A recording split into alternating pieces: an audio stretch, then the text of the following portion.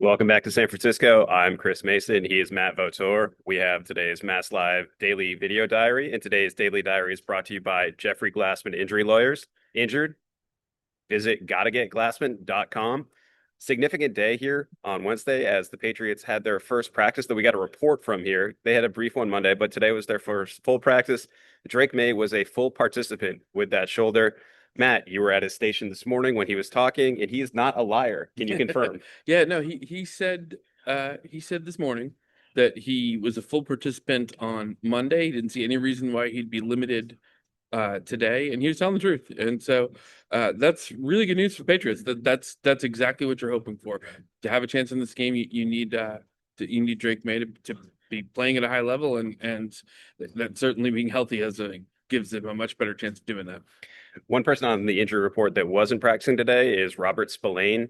What's your concern level with him if he's not able to go in this game? How do you think that he impacts what this defense can do and what they have done thus far? I think in two ways. One, I mean, he's a good player. He tackles everybody, and that's pretty significant. So not having him, I think, affects their run defense.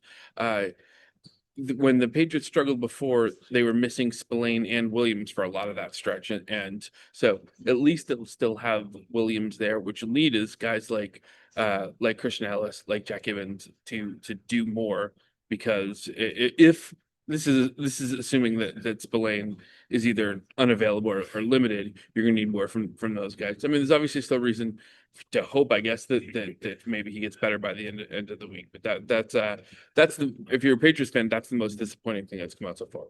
Agreed. And then one moderate surprise today, well, at least to me, was that Harold Landry was limited and he was actually out there where he's been managing a knee injury for a while now. I think he's been limited to something like 30 something snaps since the playoffs started, but he's back out there. He could give that defensive line group another boost where they've already been playing really well. And if they could get him back on the edge too, it's kind of playing with house money because I think that group is more responsible than anybody for why they're here right now. Right, for sure. And the best thing to get Sam Darnold to out of his comfort zone to get him to turning the ball over is put him under pressure. And so if you've got those two guys in the middle and you've got Caleb Chason and Harold Landry all adding pressure to him, I think that's big for the Patriots too. So even if in Landry's case, even if you're not maybe getting the full complement of snaps that you would have been, if there are times that you can deploy him in certain situations, that could be potentially really valuable. Agreed. And I mean, I don't think you can overstate how important the defensive line has been. And you can look for this on masslive.com tomorrow. I caught up with Milton Williams and Christian Barmore today. And I really think that interior defensive line has been the difference where when the playoffs started, Vrabel said the big dogs come out in January. They've turned into the two-headed monster that I think they envisioned. The Patriots envisioned when they signed Milton Williams to a $104 million contract. I think he's lived up to every penny of that thus far. And I think the two of them have been the driving force. Talked to both of them a little bit today just about like their relationship, how they've grown together, and they're pretty close. Barmore said they watch a ton of film together too. So you can look for that tomorrow at Mass Live. Matt, is there anything that you want to throw in there? Yeah, I think it's interesting too that for all the talk about Drake, that they listed Sam Darnold as limited. That with the oblique injury. Now he played through that. He was listed as limited for much of their lead up to the NFC Championship game.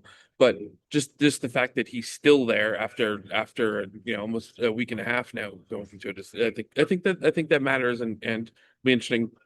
They had JSN listed as resting, Hmm. which I thought was interesting after such a period of time to not have him out there. But I'm certainly not going to read too much into that at this point. Do you think this is their equivalent of don't change the macaroni? Is that they're like, well, if Darnold's been limited, he might be better now. We're going to keep him limited. JSN, you just had last week off. We're going to keep you resting anyways. The challenge is, and for so many teams, you've seen them over time put in special things for the Super Bowl. And if your quarterback's limited, that your ability to do that can be limited.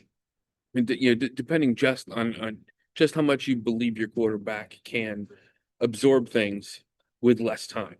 And I think that's as much one of the bigger things for Drake being able to play because his ability to work through some things if they've got some tricks, some things up their sleeve, I think that ends up mattering quite a bit. All right. That's all for today. I'm Chris Mason, taller than Matt Vautour. We'll be back tomorrow.